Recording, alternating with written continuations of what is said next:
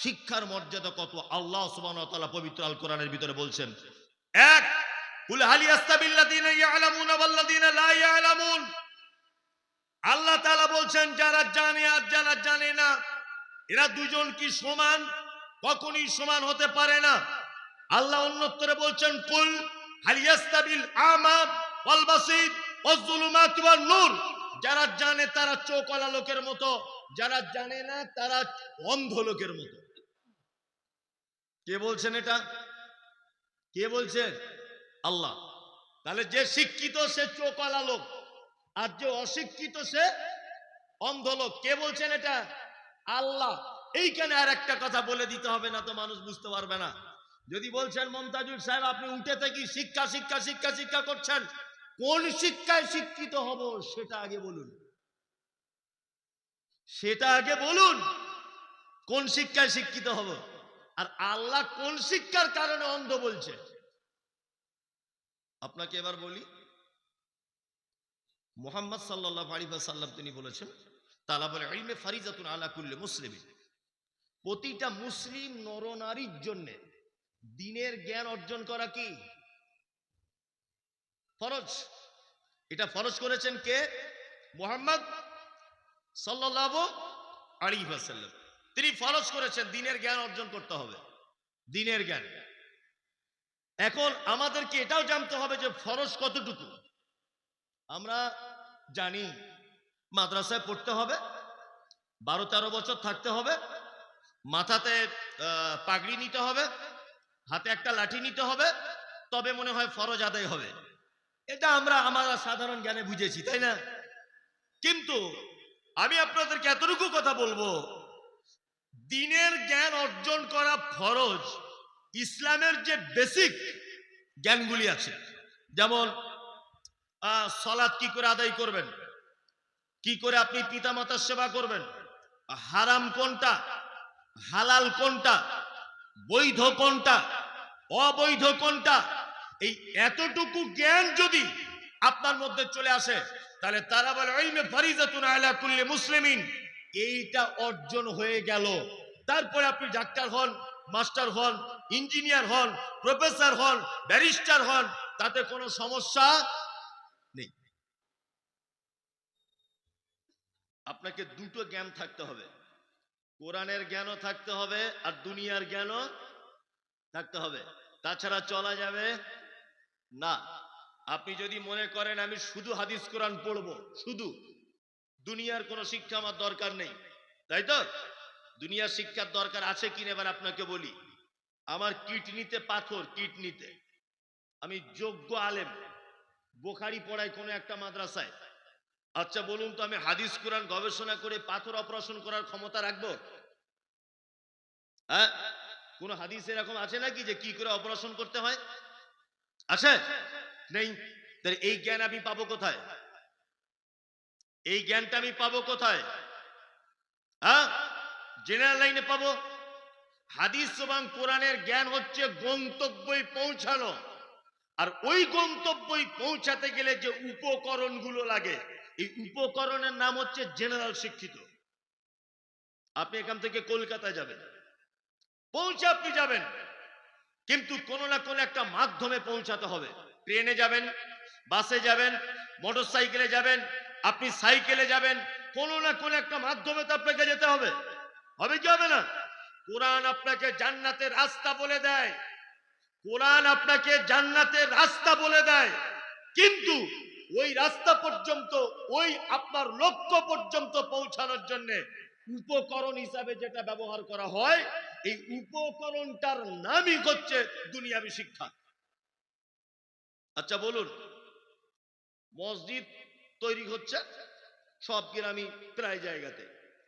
আচ্ছা বলুন তো, এই মসজিদগুলো তৈরি করার আগে ইঞ্জিনিয়ার প্ল্যান হয় কি হয় না? যেখানে 12টা পিলিয়ার লাগার কথা, ওখানে যদি 2টো পিলিয়ার দিয়ে কোনো গ্রামের লোক মসজিদ করে, টিকবে? হ্যাঁ, তাহলে কটা পিলিয়ার দিয়ে করতে হবে এই জ্ঞানটা কোন একজন ইঞ্জিনিয়ারের কাছে নেওয়া দরকার আছে না নেই? আছে? আছে, অবশ্যই আছে। দুটো শিক্ষাতেই শিক্ষিত হতে হবে। আমাদের ধ্যান ধারণা কি? আমাদের ধ্যান ধারণা মৌলভী সাহেবরা বলে দিয়েছে, বুবু তোর মেয়ের বয়স কত? বলছি 16 বছর। আর স্কুলে পাঠাস না, আর স্কুলে পাঠাস না, ওকে বিয়ে দিয়ে দে, তাড়াতাড়ি ধরে বিয়ে দিয়ে দে, যুগ জামানা খারাপ। এই আমার বেটিকে আমি বিয়ে দিয়ে দিলাম, 16 বছর আপনার বেটি বিয়ে দিয়ে দিলেন আপনি, তাই তো? আপনার স্ত্রী যখন প্রেগনেন্ট বা আপনার মেয়েটা যখন প্রেগনেন্ট, পেটে বাচ্চা, সিজার করতে হবে, আমরা যাচ্ছি কার কাছে? ওই যে শৈলেন ব্যানার্জি, জাতিতে একজন খ্রিস্টান, জাতিতে একজন অমুসলিম, জাতিতে একজন ইহুদি, জাতিতে একজন চুয়ার চামার, তার কাছে সিজার করতে যেতে হচ্ছে। আপনার বৌমা শাড়ি জামা কাপড়ে ব্লাউজ খুলে উলঙ্গ হসপিটালে বেডে শুয়ে আছে, আর একজন গায়ের মুসলিম আপনার বৌমার, আপনার মেয়ের, আমার মায়ের ইজ্জত দেখছে। ভালো করে বুঝবেন আমি কি বলতে চাইছি। অথচ আমাদের ধ্যান ধারণা মাথাতে ঢুকিয়ে দেওয়া হয়েছে 17 বছর বয়স মানে তোর বেটি বিয়ে দিয়ে, আর পড়াশোনা করার দরকার নেই। কি করবে পড়াশোনা করে? সারা জীবন তো থালা বাসন মাজতে হবে। ওর বাপের আর মায়ের মাথাটা খেয়ে 12টা বাজিয়ে মেয়েটা বিয়ে দিয়ে দিল। ওই মেয়েটা যখন পেটে বাচ্চা এলো, তখন হরিপদ ডাক্তার পুরুষ মানুষ তার লজ্জাস্থান দেখছে ফ্যাল ফ্যাল করে তাকিয়ে। এটা ভালো হলো? আমাদের যদি 20 জন মহিলা মুসলিম ডাক্তার যদি থাকতো, আর তারা যদি আপনার মেয়ের বাচ্চা ডেলিভারি করতো, এটা ভালো হতো না ওই কাওড়া মুচি ওদের হাতে ডেলিভারি হওয়াটা ভালো? কোনটা? নেই। অথচ এই ব্যাপারে আমাদের চিন্তা ভাবনাও নেই। শুধু বলছে তোর মেয়েকে বিয়ে দিয়ে দে, আর দেখতে ভালো, চামড়াটা পরিষ্কার, আলহামদুলিল্লাহ, রূপটাও ভালো, বলছে বিয়ে দিয়ে দে। আবার আপনার মেয়ে পর্দা মেনটেন করে ও কলেজে যাচ্ছে, উচ্চশিক্ষায় শিক্ষিত হচ্ছে, পাশের বাড়ির মেয়েরা আবার ওকে দেখে টিটকারি করছে, বাবা ও যেন রাষ্ট্রপতি হবে, এত কলেজের ঢং কিসে যা। অথচ নিজের সবকিছু হেফাজত করেই যাচ্ছে। অসুবিধা কোথায়? অসুবিধাটা কোথায়? শুনুন একটা কথা বলি, শিক্ষা অর্জন ছাড়া আপনার একটা ইবাদত কবুল হবে না, একটা ইবাদত কবুল হবে না। এই মমতাজুল ইসলামের কথা বলে গেলাম, এখানে আলেম ওলামারা আছেন, আমার কথা আপনাদের কাছে কতটা গ্রান্টেড হবে এটা আমার জানা নেই, তবে আমি যে যুক্তিটা ব্যবহার করছি এটা দেখুন তো কেমন লাগে। আজকে সারা ভারতবর্ষ জুড়ে, সারা পৃথিবী জুড়ে, প্রত্যেক গ্রামে পাড়াতে, এই গ্রাম সেই গ্রাম মসজিদ করার একটা কম্পিটিশন আছে। ভালো করে বুঝবেন, মসজিদ করতে হবে খুব দামি।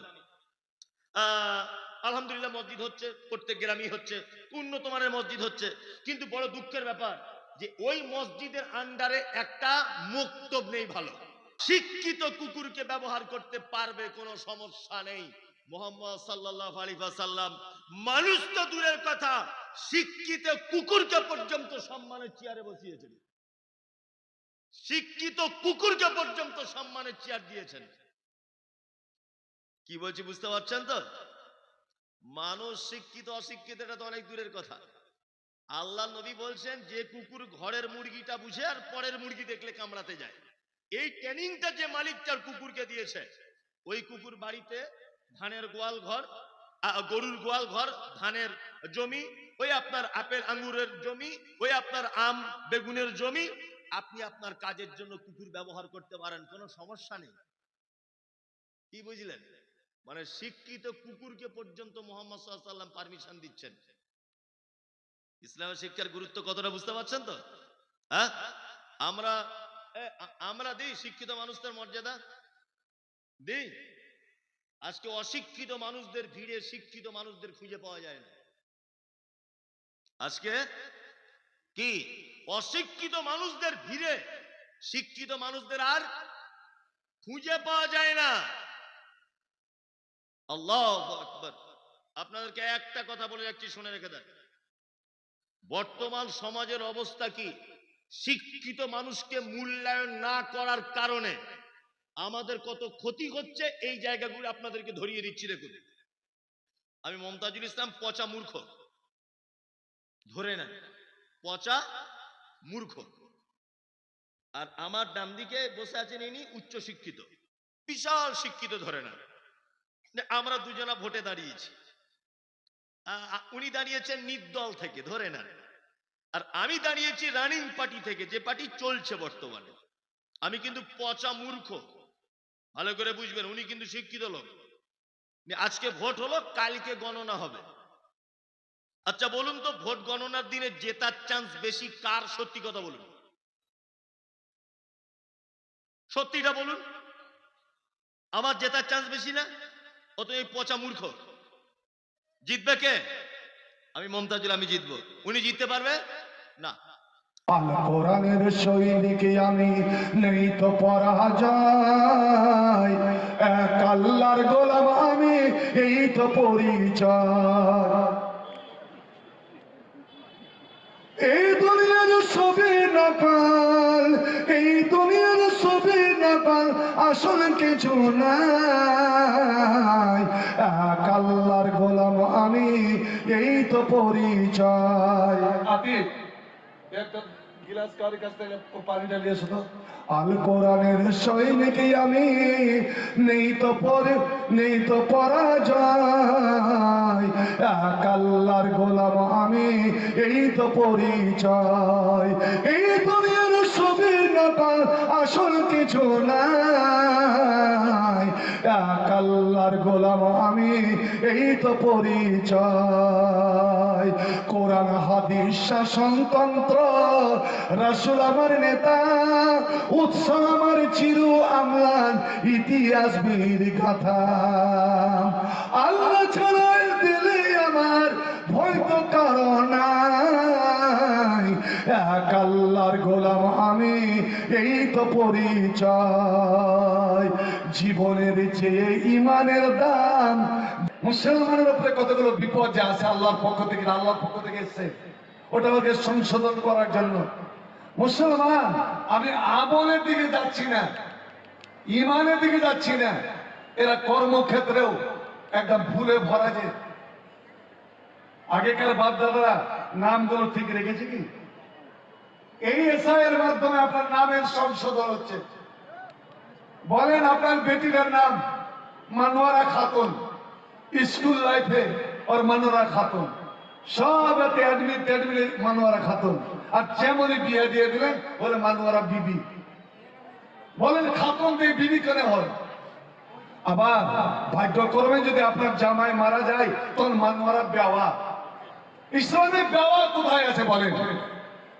60-70 বছরের একজন মেয়ে ছেলে যে স্বামী মারা যায়, ওর বিয়ার প্রয়োজন নাই, তবুও ইচ্ছা করলে 4 মাস 10 দিন পরে বিয়ে করে নিতে পারে। ইসলাম এতটুকু অধিকার দিয়েছে। ইসলামে দেওয়া বলে কেউ নাই। ইতিহাসের যারা ছাত্র পড়েছেন, আল্লাহ নবী তো 9টা স্ত্রী বিধবা। নবী তো 9টা স্ত্রীকে রেখে মারা গেছেন। কোনদিন দেখেছেন কি আয়েশা বেওয়া, হাফসা বেওয়া, জাইনাব বেওয়া? না তো। এটা কে রাখলো? আপনার নামই বাপ, পুরুষদেরই নাম দেখেন। যেখানে আল্লাহ তো মহাপাপরে পড়ে যাবে, নবী আমার বলছেন, ওরে তোমাদের ছেলে মেয়ে যখন জন্ম নেবে, তুমি একটা সুন্দর দেখে নাম রাখো। কখন নাম রাখবে? হয় পেটে থাকাকালীন, এখনো তোমার ছেলে মেয়ে হয়নি, পেটে আছে, তুই নাম নির্বাচন করে নিতে পারো। তার প্রমাণ আল্লাহর কোরআন। জাকারিয়াকে বলছে তোমার দোয়া কবুল, তোমার স্ত্রীর পেট থেকে একটা ছেলে জন্ম নেবে। ওরে এখনো জন্ম নেয়নি, এখনো তোমার স্ত্রীর পেটে ছেলে আসেনি, আমি আল্লাহ নাম রেখে দিলাম ইয়া। জন্মের আগেও নাম রাখতে পারেন, আর জন্মের সঙ্গে সঙ্গে নাম রাখতে পারেন।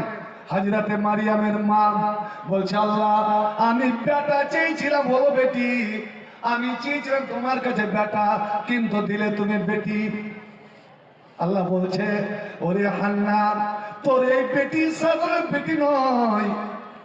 যেমন এই কথা বলা, সঙ্গে সঙ্গে বলছো সম্মাই তো মারিয়াম, আমি আমার মেয়ের নাম মারিয়াম রেখে দিলাম জন্মের দিনই। আল্লাহর নবী নিজের ফুফাতো ভাইয়ের ছেলে, হযরত আয়েশার বহিন বেটা আসমার ছেলে আব্দুল্লাহ, জুবাইরের বেটা আব্দুল্লাহ নাম, জন্মের দিনই সকালবেলা ওই কাপড়ে লেপটে নিয়ে চলে গেছেন। নবী তাকে বুকে নিলেন, কোলে নিলেন, আর একটু থুতু নিয়ে তার ঠোঁটে লাগিয়ে দিলেন, খেজুর চিবিয়ে তার আলা জিবাতে লাগালেন, আর নাম রাখলেন, আমি নাম রাখলাম আব্দুল্লাহ। নবী আমার বলেন, সুন্দর নাম রাখো, কারণ এই নাম ধরে আল্লাহ রাব্বুল আলামিন ওর বাবার মায়ের বংশের নাম ধরে আল্লাহ ডাক দিবেন। তা আল্লাহ যদি দেখে যে হলো খাতুন, তারপরে হলো বিবি, তারপরে হলো বেওয়া, আমি কোনটা নাম ধরে তারপরে এসাইর এটা হচ্ছে কোনটা নাম আসে, কোনটাতে মোহাম্মদ কয়েন তো মোহাম্মদ আব্দুল হক, মোহাম্মদ আব্দুল হক। আব্দুল যখন বেঁচে গেল তখন মোহাম্মদ কেন আর বসবে? এই যে সংশোধন বন্ধু আমার বলার উদ্দেশ্য যে আমি ভারতে থাকতে পাবো কি না এসআইআর এর জন্য ছোটাছুটি, কিন্তু বন্ধুরে তোমাকে দাঁড়াতে পারবে না, তোমাকে দেশ ছাড়া করতে পারবে না।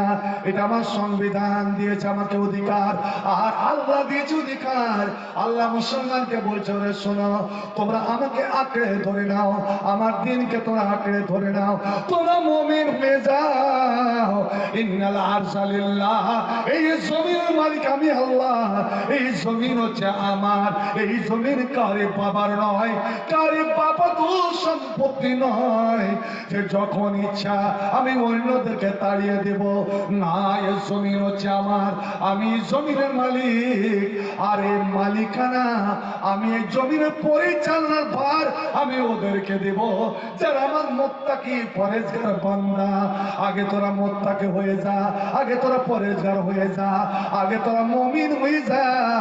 দেখ আমি আল্লাহ তোদের পা তোদের কোমর আমি এমন কিভাবে শক্ত করে দিই, এই মাটি থেকে তোরাকে চুল পরিমাণ লড়াতে পারবে না।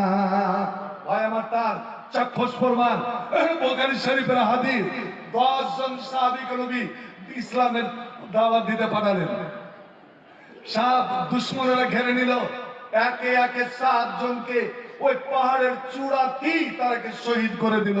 3 জন কত রকম ভাবে নেমে এলো, ওরাকে যখন সান্ত্বনা দিল তোমরা নেমে এসো, আশ্বাস দিচ্ছি তোমাকে ছেড়ে দিব, তোমাকে বাড়ি ফিরিয়ে দিব, তোমাদের কোনো ক্ষতি করব না। এরা তবুও বলেছিল আমরা কাফের মুশরিকের কথায় বিশ্বাস করি না। আমাদের নেতা মাথারা যখন আসে কত রকমের বুলি আওড়ায়, সব বিশ্বাস করে নি। কোনদিন অবশ্যই তোমার বন্ধু হবে না, বিশ্বাস করি না। আরে বিশ্বাস কথা দিলাম, এসো না।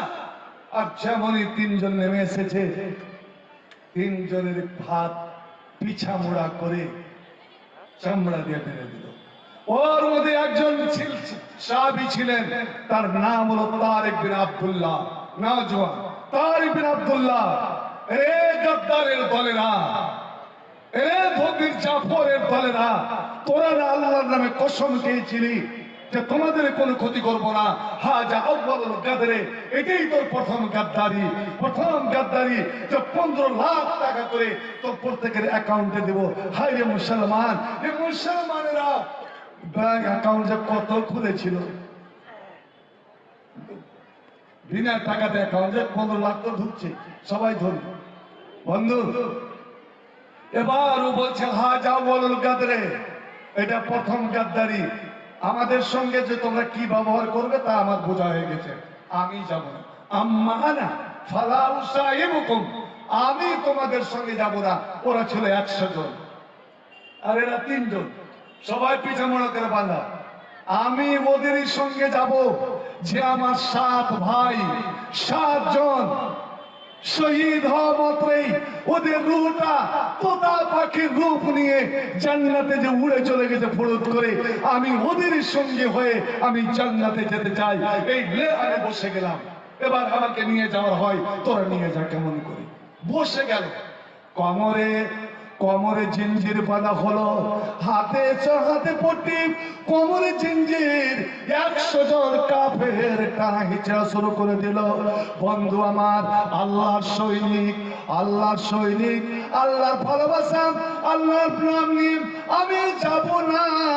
আমি যে আল্লাহর দিন প্রচার করে এসেছিলাম, আর দিন প্রচার আমার 7 জন সঙ্গী যেই পথে চলে গিয়েছে, আমি ওই পথের অনুগামী, আমিও জান্নাতে যেতে চাই। আমি বসে গেলাম। আল্লাহ রাব্বুল আলামিন সঙ্গে সেই জমিনকে বললেন, জমিন রে, আমার প্রিয় ভালোবাসা তোর বুকে বসে গিয়েছে, এবার তুই সুন্দর করে আমার তারিখে আঁকড়ে ধরে নে, দেখি এরা কেমন ওকে নিয়ে যেতে পারে। বন্ধু আমার, 100 জন ওদের জিঞ্জির ছিঁড়ে যায়, ওদের রং ফেটে যায়, কিন্তু তারেক বিন আব্দুল্লাহকে এক চুল লড়াতে পারেনি। বুখারী শরীফের হাদিস। এক চুল। আপনারা এটা কি সম্ভব?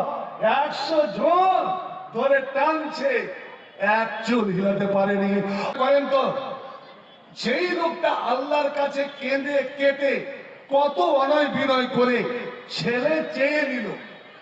85 বছর বয়সে আল্লাহ ছেলে দিলেন, আর 12 বছর যখন বয়স হলো আল্লাহ বললেন, এই ও আমার বন্ধু, তুমি আমার নামে একটা কোরবানি দিবে না?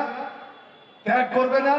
কি ত্যাগ? আল্লাহ কত টাকা, কত উট, কত ছাগল? না না না, ওগুলো নয়। আমি তোমাকে তোমার কান্না মঞ্জুর করে, তোমার দোয়া মঞ্জুর করে যে ফুটফুটে সুন্দর সন্তান যে দিয়েছিলাম, ওরে ওই ছেলেকে আমার নামে কুরবানি করতে, আমার নামে উৎসর্গ করতে হবে।